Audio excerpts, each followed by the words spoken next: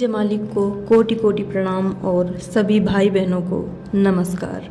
आज का लेख पूज्य लाला जी महाराज के द्वारा लिखित है, जो उनकी ज़िंदगी से जुड़ा हुआ है, जिसे हम शुरू करते हैं। मेरी सह धर्मिणी।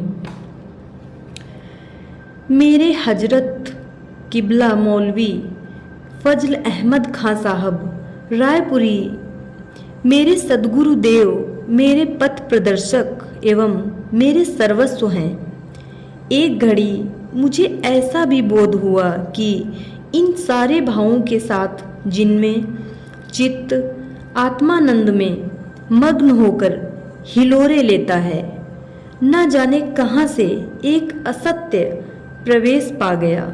मैं उसे दिन रात खोजता, किंतु उसका अस्तित्व समझ न पाता।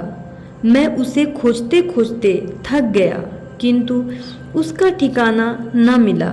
मैं थक कर यूं बैठा रहा, मानो अब गया तब गया। मुझे मेरी साधना व्यर्थ ही प्रतीत होने लगी, जिसका कारण था मात्र मेरे अंतर में उस असत्य का पोषण। मुझे इस मंझधार से निकालने वाली मेरी धर्म प्रिया के अतिरिक्त और कोई न था।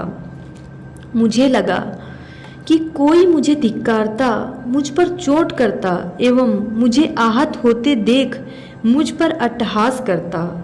मुझे लगा इस जगत में मुझसे अधिक दुर्बल अन्य कोई दूसरा नहीं है।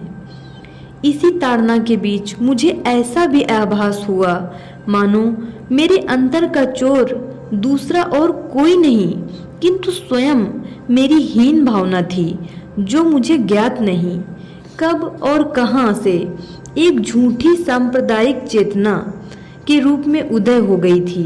मेरे मन के अचेतन पटल पर न जाने कहाँ से यह हीन भावना प्रवेश पा गई कि मेरे सद्गुरुदेव, जिन्हें मैं अपना सर्वस्व एवं पथ प्रदर्शक मानता हूँ, जिन पर अपने दीन व दुनिया दोनों का भार डाल चुका हूँ एवं लौकिक रूप से जिनसे दीक्षा भी ले चुका हूँ, वे मुसलमान हैं। यह विरोधाभास ही नहीं, संसार का सबसे बड़ा पाप था।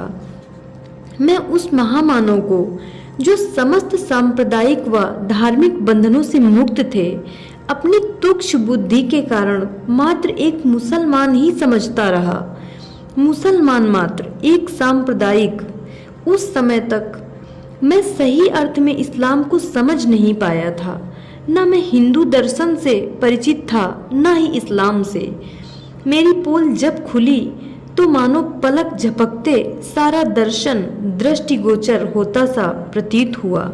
जिन्हें मैं कट्टर सांप्रदायिक समझता था, उन हजरत के बारे में मेरे इस संपूर्ण असत्य आचरण को उतार फेंक कर मुझे नंगा कर देने वाली वह सती ही थी, जो सौभाग्य से मेरी धर्म पत्नी है।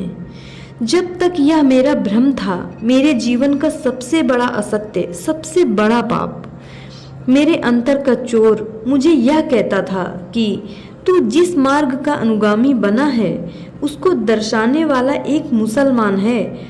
दूसरी ओर तेरी प्राण प्रिय, संसार में जिसके अतिरिक्त तेरा कोई नहीं, कट्टर हिंदू संस्कारों में पली व हिंदू संस्कृति की अनुगामिनी है।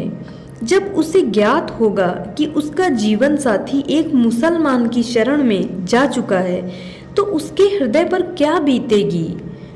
इन्हीं हीन विचारों में घिरा मैं एक ऐसे दोराहे पर खड़ा था, जहाँ की मेरा विवेक मेरा मार्गदर्शन करने में असमर्थ था। संसार का सबसे बड़ा कायर बनकर मैंने अपना संपूर्ण साहस जुटाकर अंत में निश्चय कर ही लिया कि परिणाम चाहे जो भी हो, मैं अब इस भेद को भेद न रहने दूंगा। अपनी सारी कायरता को साहस में परिणित कर जब मैं अपनी सहगामिनी के समक्ष उपस्थित हुआ, तो मेरी मानसिक स्थिति एक चोर से भिन्न न थी। चोर एक ऐसा चोर जो मानो आत्मसमर्पण के लिए प्रस्तुत था। मैंने अपनी सारी कहानी उनसे कह डाली एवं उनके प्रति अपने अंतर में पल रहे पाप का भी वर्णन बाल भाव से कर डाला। वे अभी भी वैसी ही शांत व गंभीर थीं। उस क्षण मुझ पर जो बीत रही थी उस सब से मानो वे अनभिज्ञ थीं, जैसे कुछ हुआ ही न हो। एक विद्वान न्यायाधीश की भांति मेरी सारी व्यथा सुन ली और तत्पश्चात अपना अत्यंत ही संक्षिप्त सा निर्णय सुना दिया। यह तो आपने बड़ा ही अच्छा किया और एक चिर अनुगामिनी की भांति सग्रह निवेदन भी किया। मुझे भी उन परम संत की सेवा में ले चलें। मैं आपकी चरणों की दासी हूँ, मेरा भी जीवन सफल करें। एक नारी का धर्म तो उसका पति ही होता है, अन्यत्र कुछ नहीं। मुझ दासी के बिना आपका मनोरथ सिद्ध नहीं होगा, शास्त्रों की ऐसी मान्यता है। मैं अब अपने अंतर को भूल उन्हें आनंदित होते देख स्वयं भी आनंदित हो रहा था। उन्होंने मुझे मात्र डूबने से ही नहीं बचाया, प्रत्युत मेरा मार्गदर्शन भी किया। उनका मूक किंतु सजीव भाव मेरे चित्त में उतर रहा था। संतों की कोई जाति नहीं होती, उनका कोई वर्ण नहीं होता, वे तो सारे बंधनों से मुक्त होते हैं। अनेकानेक जन्मों में करोड़ों वर्ष की तपस्या के फल स्वरूप भी जो स्थिति दुर्लभ होती है वह भगवत कृपा से पलक झपकते यूं ही प्राप्त हो गई, जिसका मैं अधिकारी नहीं था। सद्गुरु प्रताप से मेरा एक बहुत बड़ा संस्कार कट गया।